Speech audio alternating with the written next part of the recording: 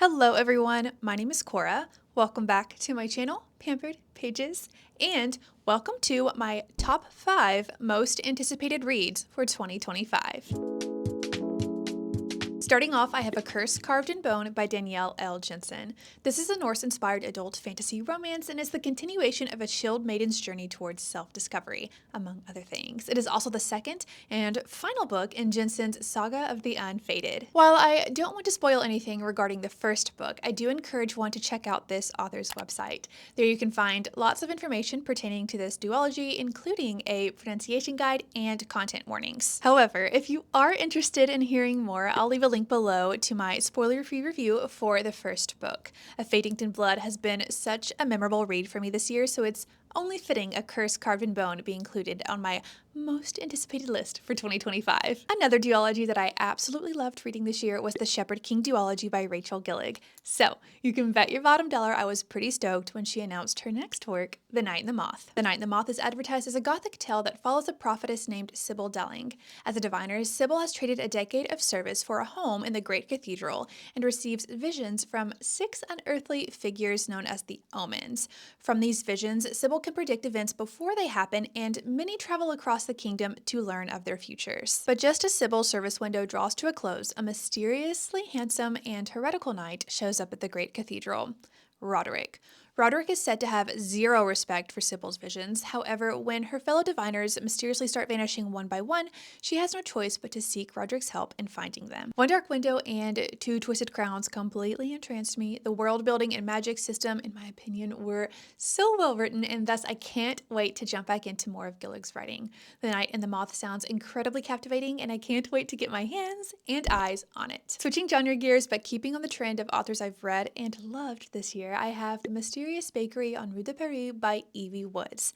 This title was originally published under Evie Godden, but is set to be re-released in 2025 under her new pseudonym, Evie Woods. According to this author's website, she recently-ish signed a contract with her publisher who will be republishing 3 of her previous works. We have The Story Collector, which came out this year, The Mysterious Bakery on Rue de Paris, and The Heirloom. She also has a new novel in the works, which I'm very excited to hear more about. But first, back to Paris. One of my favorite reads, if not my favorite read for 2024, has been The Lost Bookshop, which features Paris as a pretty significant setting for one of the main characters. Side note, I also love Paris, so that definitely adds to my adoration. Anyway, when I read the blurb for this one, I immediately knew this would be added to my most anticipated list. And even though I technically could read it now, I'm going to wait for the republishment. This story follows Edith Lane, who sets off to Paris from Ireland to find her fortune and ends up working in a vintage bakery.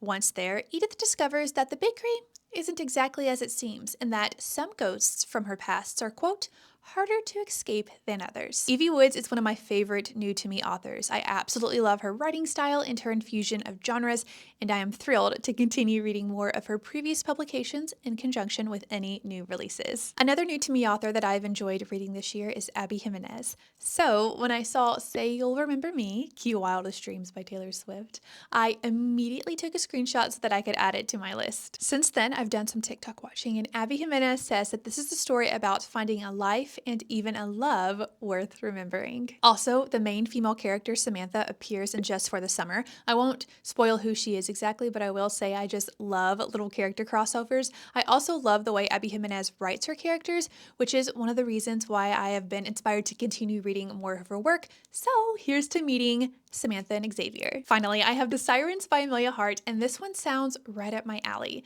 The Sirens is a story about sisters separated by hundreds of years, but are, quote, bound together in more ways than they can imagine. Per the blurb, it appears we have multiple timelines, primarily 2019 and 1800, each corresponding to a particular set of sisters. In 2019, we follow Lucy and Jess, and in 1800, we follow Mary and Eliza. The Sirens is said to be an extraordinary novel that captures the sheer power of sisterhood and the indefinable magic of the sea. Sisters, the sea, magic, potential dual timelines immediately adds to my TBR. Of course, there are more books I'm looking forward to in 2025. This list is definitely not exhaustive, but these are my top 5 at this moment in time.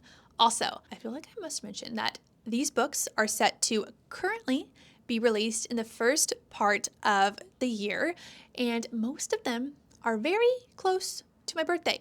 So I'm anticipating a very fun time. I'd love to hear what you're looking forward to reading in 2025. There are so many enticing titles, and I can't wait to jump into each of these stories. With that, thank you so much for watching. I hope each of you have a beautiful day, and I look forward to hopefully seeing you soonish. Bye!